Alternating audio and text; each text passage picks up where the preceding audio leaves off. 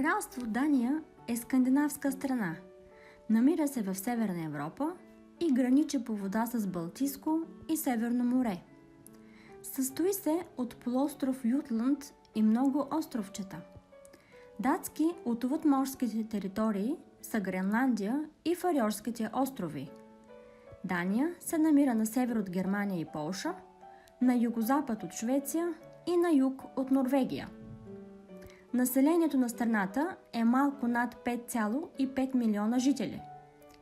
Официалният език е датски, а официалната валута – датска крона.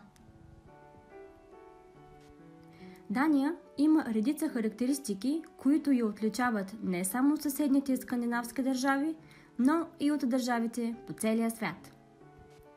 Ветровитата страна с най-висока точка, едва 170 метра над морското равнище, е 133-та по размер в света. Дания определено има с какво да изненада всеки свой посетител, независимо от неговите интереси.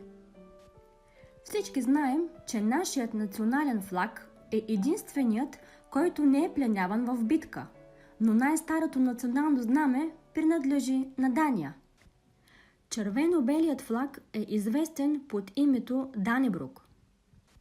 Съществува легенда, според която датското знаме било очертано светкавица в небето през 1219 година в битката при Талин между датския крал Валдемар II и естонците. Дания граничи само с една държава и това е Германия. В Дания живеят най-щастливите хора на планетата. Не случайно наричат Дания зелената перла на Скандинавия. Местната кухня залага предимно на рибата и на екологичните млечни продукти. Затова не се очудвайте, че в момента, в който излезете от Копенхаген, ще видите кози, овце и крави, които мирно си пасат по изумрудените ливади.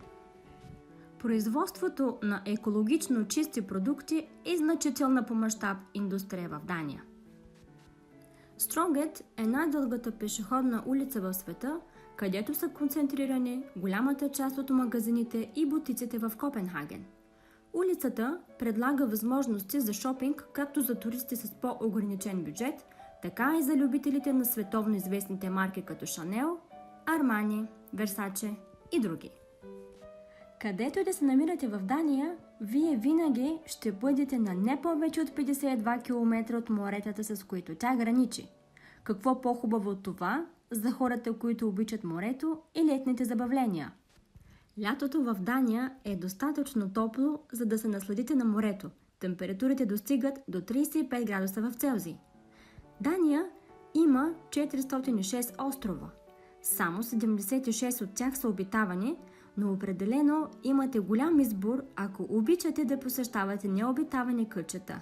Обичате да плавате или просто имате достатъчно време, за да обиколите поне част от тях. Всички, които обичат сърфирането, но не могат да се насладят на вълните на Хавайски остров, Дания е мястото за вас. Колд Хавай е един от най-добрите плажове за сърфиране на скандинавския полуостров.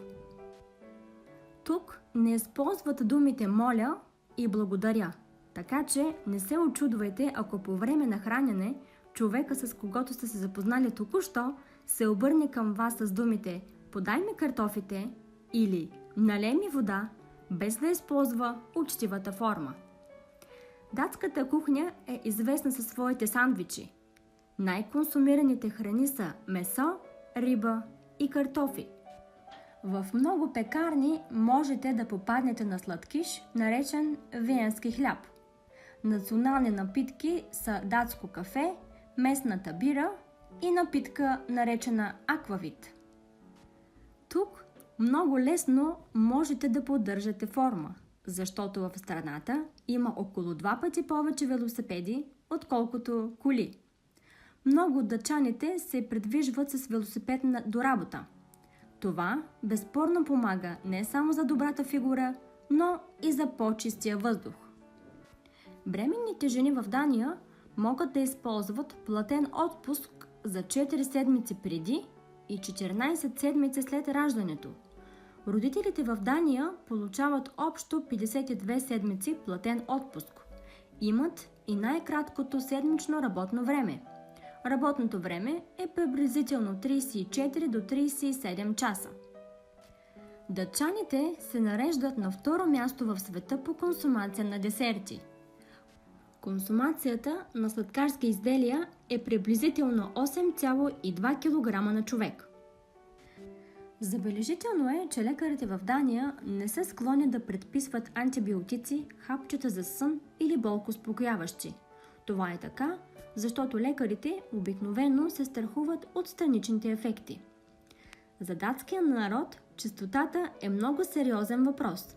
Хората обичат да ходят бавно по чисти улици и да отделят време, за да се огледат на път за работа.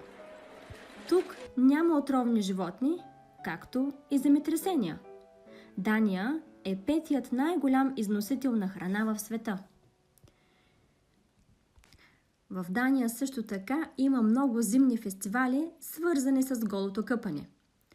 В Копенхаген се намира най-малкият хотел в света. Той се състои от една стая и се намира над кафене. Между забележителностите на града са увеселителният парк Тиволи и Леголенд, мини-градче край Пиланд. А обучението тук е напълно безплатно. Ако искате да продължа с тази поредица за държавите по света, моля харесвайте и споделяйте видеята ми.